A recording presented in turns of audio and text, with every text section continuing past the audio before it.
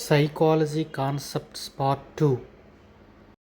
పరస్పర చర్య, పరిణితి మరియు పరిసర ప్రభావిత ప్రక్రియ వలన అభ్యసనం జరిగి వికాసం ఏర్పడడం.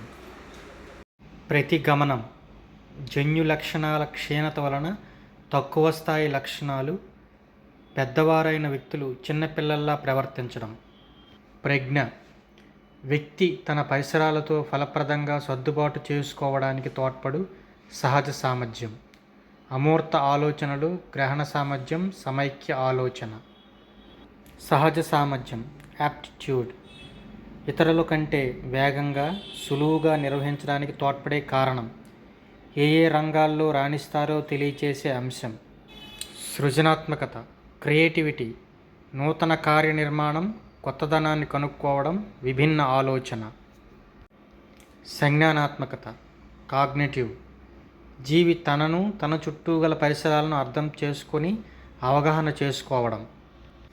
వైఖరి యాటిట్యూడ్, సిద్ధాంతాలు, మనుషులు, దేశాలు, వస్తువుల పట్ల ప్రత్యేకంగా ఉండే అభిప్రాయం. అభిరుచి ఇంట్రెస్ట్, ఒక వస్తువు వైపు కానీ, ఒక వ్యక్తి వైపు కానీ అవధానం ఎక్కువ కాలం నిలిపే భావన.